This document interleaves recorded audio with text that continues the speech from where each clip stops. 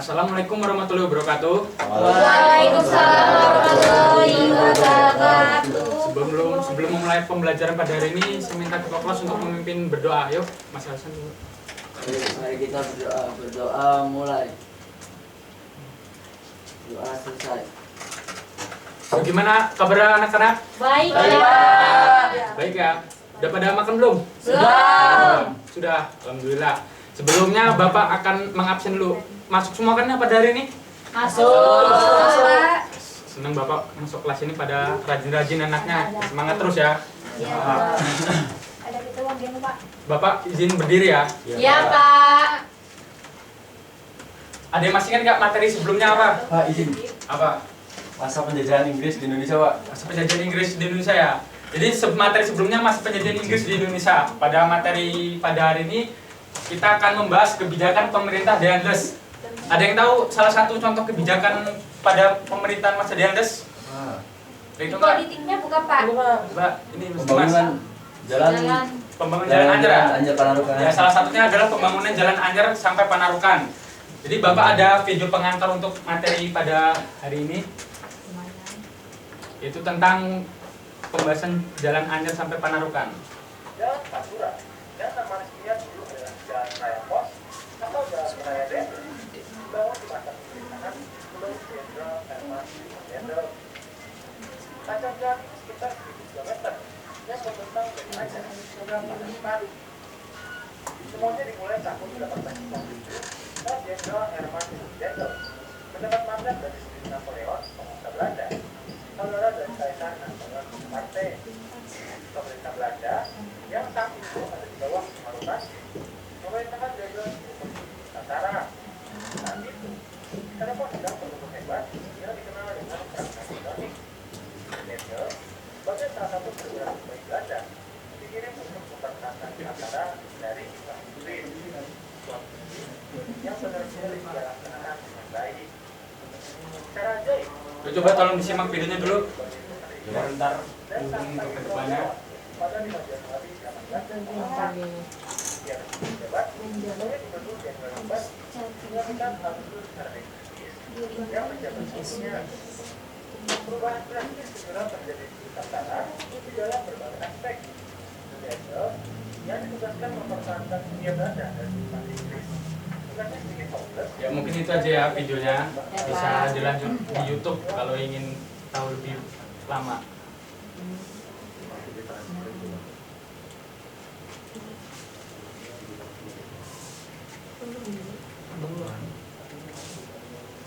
Ya, kebijakan Deandes itu dibagi ada beberapa bidang. Yang pertama ada bidang sosial dan ekonomi, lalu ada bidang politik dan pemerintahan, lalu ada bidang keamanan dan pertahanan. Tujuan utama Deandes itu adalah pertama ia ingin mempertahankan tanah Jawa dari tangan Inggris. Untuk di samping itu juga Deandes juga ingin memperkuat pertahanan dan ingin memperbaiki administrasi negara Indonesia pada masa itu. Itu yang pertama ada kebijakan di bidang sosial dan ekonomi, yaitu yang pertama memaksa penguasa wilayah Surakarta dan Yogyakarta agar menyetujui berbagai perjanjian. Lalu yang kedua, meningkatkan perolehan keuntungan dengan cara pemungutan pajak. Yang ketiga, meningkatkan penanaman tanaman yang hasilnya laku guna diperdagangkan secara internasional. Lalu yang keempat, mewajibkan seluruh rakyat untuk menyerahkan hasil panen mereka ke pemerintah kolonial. Yang kelima, memperdagangkan tanah-tanah kepada pihak swasta. Lalu setelah di bidang sosial dan ekonomi, ada di bidang politik dan pemerintahan. Yaitu yang pertama, ada kekuasaan raja-raja di Nusantara dibatasi secara ketat. Lalu pembagian tanah Jawa menjadi 9 bagian prefektur atau wilayah yang memiliki otoritas. Lalu yang ketiga, bupati yang berkedudukan sebagai penguasa tradisional diubah oleh Deandes menjadi pegawai pemerintah yang digaji. Yang keempat, kerajaan Banten dan Cirebon dihapuskan dan daerahnya dinyatakan sebagai wilayah pemerintahan kolonial. Selanjutnya ada di bidang keamanan dan pertahanan. Yang pertama pada kebijakan pada pemerintahan Deandes yaitu mendirikan benteng-benteng pertahanan baru. Yaitu kedua, mendirikan pangkalan angkatan laut di Anyer dan Ujung Kulon. Lalu meningkatkan jumlah tentara dengan mengambil orang-orang pribumi sehingga jumlahnya mencapai 18.000 orang. Yang keempat, ada membangun jalan raya Anyer Panarukan yang memiliki panjang sekitar 1.100 km. Di sini ada yang ditanyakan setelah pembacaan materi? Cukup, Cukup ya? Baik, kalau cukup Bapak akan membagi kelompok menjadi 2 kelompok. Di sini ada 2 pembahasan yang akan Bapak beri kepada kalian untuk didiskusikan. Yaitu yang pertama di sini kelompok 1, lalu sini kelompok 2. Dibagi gini aja, yang kanan sini. Ini kelompok 1 dan ini kelompok 2. Bapak beri waktu 10 menit ya untuk mendiskusikan.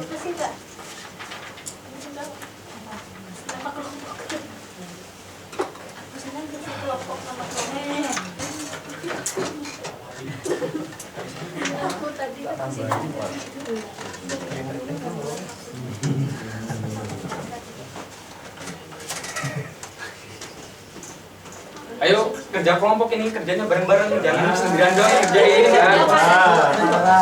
Parah.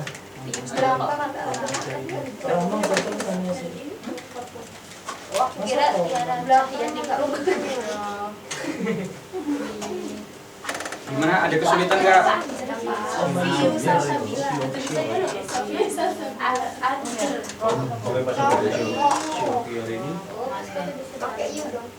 Sudah Pak, kelompok 2 Pak. Kelompok 2 sudah. Kelompok 1 udah belum? Bapak nih Pak. Udah ya. Sudah banget.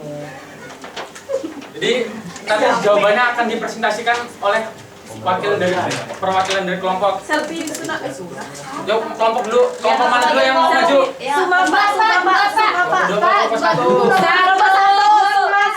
Kelompok 1 udah jadi Minggu lalu kelompok 1 Pak. Siap.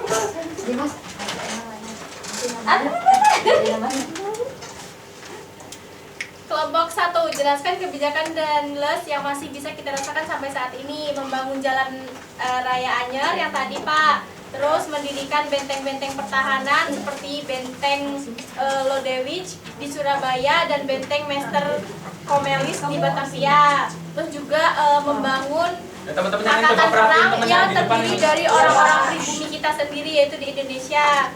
Terus membangun pangkalan angkatan laut Pak, itu ada di Merak dan di ujung kulon.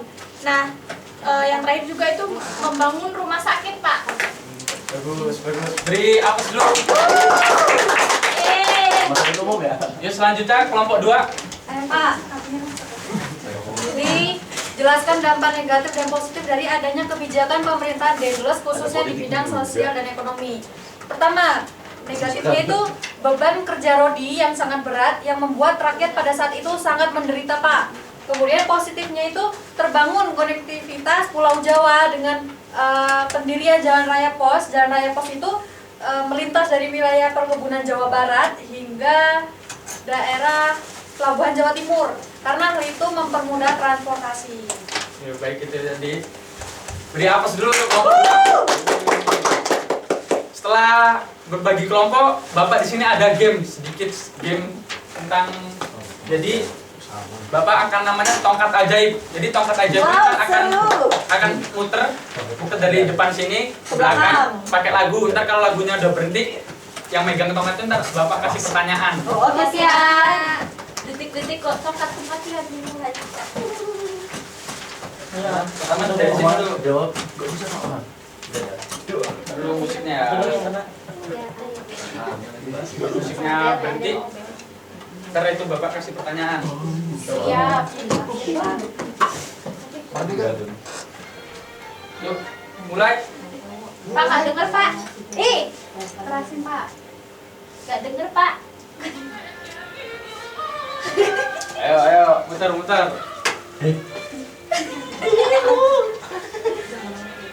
Sengaja banget Pak. Miriam lagunya Pak. Nah, apa tadi? Bapak kasih pertanyaan. Coba berikan dampak positif di bidang ekonomi dari masa pemerintahan Dendles tadi.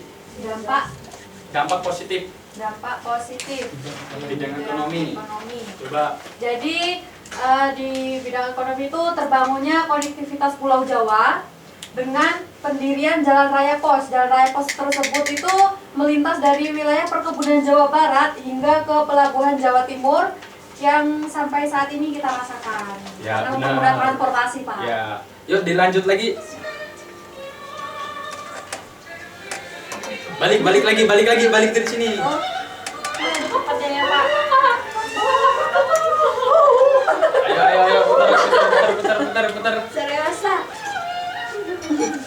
puter lagi. Ini kan. Balik lagi. Oke. Contoh kebijakan di bidang Coba berikan contoh kebijakan di bidang politik pada masa pemerintahan Danles. Oh, untuk di Contoh bidang bidang politik itu Danles membagi beberapa wilayah, tepatnya 9 menjadi daerah otoriter, kan? Ya. Prefektur tadi kan. Hmm. Kemudian Danles juga menjadikan bupati menjadi pegawai yang diberi gaji. Karena pada saat itu Belanda kalau buat orang pribumi dikasih jabatan, dikasih gaji, urusan selesai. Jadi Ya. masalah cepat teratasi. Kurang lebih itu, Pak. Baik, mungkin itu saja game dari Bapak. Beri aplaus untuk lagi ya. Ada yang ingin memberi kesimpulan pada pembelajaran hari ini? Oke, sebelum kesimpulan Bapak tanya dulu, pada mudah nggak untuk materi pada hari ini? Ada yang ingin ditanyakan?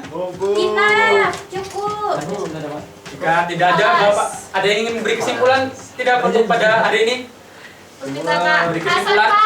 Beri kesimpulan? Nggak ada ya. Jadi Sofi, Pak. ada Bapak beri kesimpulan. Jadi kesimpulannya apa? Pada masa pemerintahan Danles itu tidak hanya menimbulkan dampak negatif, tentunya ada dampak negatifnya. Contohnya tadi itu pembangunan jalan Anyar Panarukan yang sampai sekarang ini kita masih bisa rasakan. Itu agar untuk mempermudah transportasi. Baik, kalau kesimpulannya, lalu Bapak akan beri tugas PR.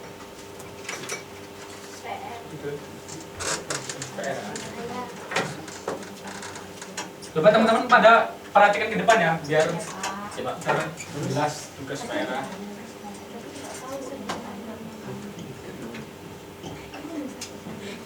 Kelompok, Pak. Tugasnya individu ya ini.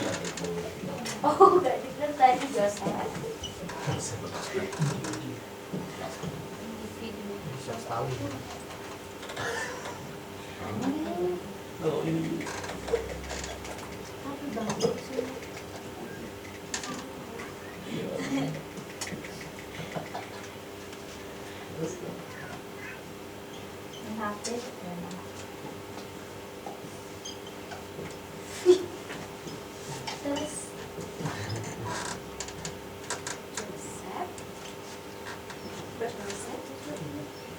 aku antar itu seneng banget.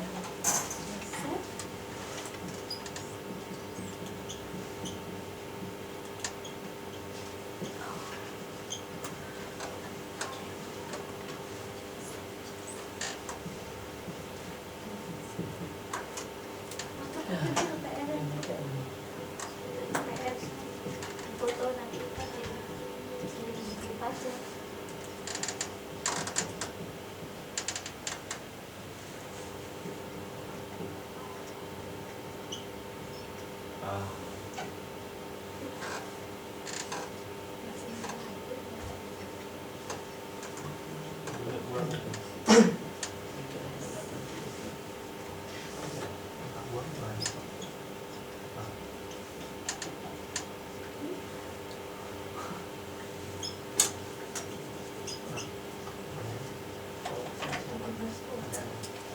Jadi ini PR untuk teman-teman semua. Jadi yang pertama yaitu untuk membuat video tentang dampak positif dan negatif dari masa pemerintahan Danles.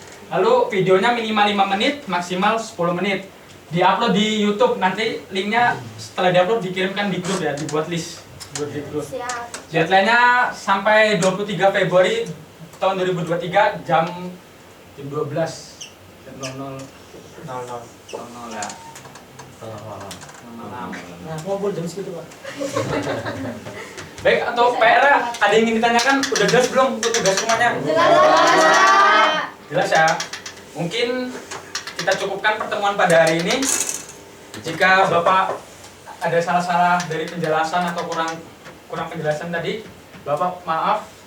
Untuk Bapak ingin mengingatkan pada teman-teman, coba untuk terus semangat dan jangan lupa beribadah.